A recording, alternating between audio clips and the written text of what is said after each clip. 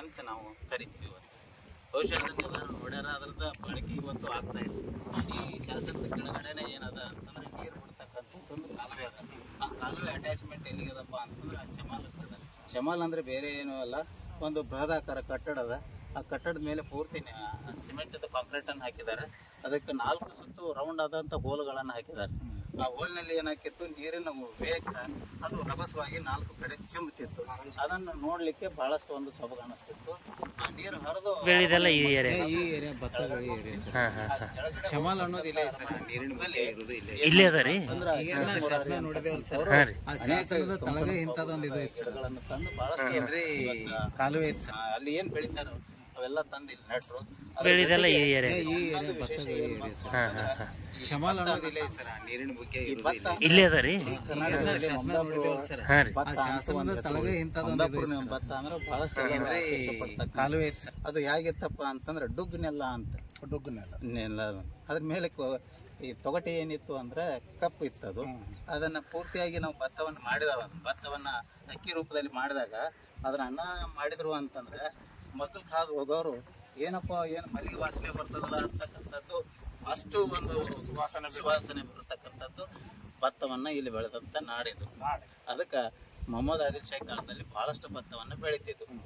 ಮುಂದೆ 1884ರಲ್ಲಿ ಅವಾಗ ಬ್ರಿಟಿಷರು ಏನು ಮಾಡಿದ್ರು ಅಂತಂದ್ರೆ, ಇಡೀ ತಮ್ಮ ಈ ಮುಂಬೈಗೆ ಪ್ರೆಸಿಡೆನ್ಸಿ ಒಳಗೆ ಈ ಬೃಹದಾಕಾರ ಕೆರೆಯನ್ನು ಯಾಕೆ ಮಾಡ್ಬೋದು, ಮುಂದೆ ಇದರಿಂದ ನೀರಾವರಿ ಮಾಡೋಣ ಅಂತಕ್ಕಂಥ ಉದ್ದೇಶ ಎರಡು ಕಡೆ ಮಾಡಿದ್ದಾರೆ. ನೀರು ಬಿಡ್ತಕ್ಕಂಥ ವ್ಯವಸ್ಥೆ, ಜಮೀನುಗಳಿಗೆ ನೀರು ಹರಿಸ್ತಕ್ಕಂಥ ಒಂದು ಪ್ರಯತ್ನ ಅಲ್ಲಿ ಮಾಡಿದ್ರು ಅವರು. ಅದು 1884ರಲ್ಲಿ ಮಾಡ್ತಾರೆ. ಮುಂದ್ಗಡೆ ಇರ್ತಕ್ಕ ಮಾಡಿದ್ರು. ಇದರ ನೀರು ಸುಮಾರು ಕೃಷ್ಣಾ ನದಿವರೆಗೆ ಹೋಗ್ತದೆ. ಕೃಷ್ಣಾ ನದಿಯ ಈ ಕಾಲುವೆ ಅಚ್ಚುಕಟ್ಟು ಪ್ರದೇಶದಲ್ಲಿ ಈ ಮಮದಾಪುರದ ನೀರನ್ನ ಬೇಸಿಗೆಯಲ್ಲಿ ಬಳಕೆಯನ್ನು ಮಾಡ್ತಾರೆ. ಬರೀ ಕಾಲುವೆಯಿಂದ ನೀರನ್ನು ಬಳಕೆ ಮಾಡೋದಿಲ್ಲ, ಸುಮಾರು 8 ಬೆಳೆಗಳು ಈ ಕೆರೆಯಲ್ಲಿ ನೀರು ನಿಂತು ಅಂತಂದ್ರೆ ಭೂಮಿ ಅಂತರ್ಜಲ ಮಟ್ಟ ಹೆಚ್ಚಾಗಲಿಕ್ಕೆ ಬಹಳಷ್ಟು ಒಂದು ಉಪಯೋಗ ಅದ. ಇದು ಅವಾಗ ಬರಗಾಲದ ಊರಂತ ಏನು ಹೆಸರು ಇಟ್ಕೊಂಡಿದ್ರು, ಅದು ಮಮದಾಪುರ ಮಲೆನಾಡಿನ ಊರಂತ ಹೆಸರಾಗಲಿಕ್ಕೆ ಮೊಹಮ್ಮದ್ ಆದಿಲ್ ಶಾಹಿಗಳ ಕಾರಣ ಅಂತ ಹೇಳ್ಬೋದು. ಎಷ್ಟು ಈ ಮಮದಾಪುರದ ಆದಿಲ್ ಶಾಹಿಗಳು. ನಮ್ಮ MP ಪಾಟೀಲ್ ಸಾಹೇಬರು ನೀರಾವರಿ ಮಂತ್ರಿ, ಬೃಹತ್ ನೀರಾವರಿ ಮಂತ್ರಿಗಳಾದಾಗ ಕೆರೆ ಉಳಿಸುವಂಥ ಕಾರ್ಯಕ್ರಮ ನಡೀತು ಸರ್ ಇಲ್ಲಿ. ಆ ಸಂದರ್ಭದಲ್ಲಿ ಏನು ಮಾಡಿದ್ರು ಅಂತಂದ್ರೆ, ಈ ಕೆರೆಯನ್ನು ಸಂಪೂರ್ಣವಾಗಿ ಹೂಳೆತ್ತೆ.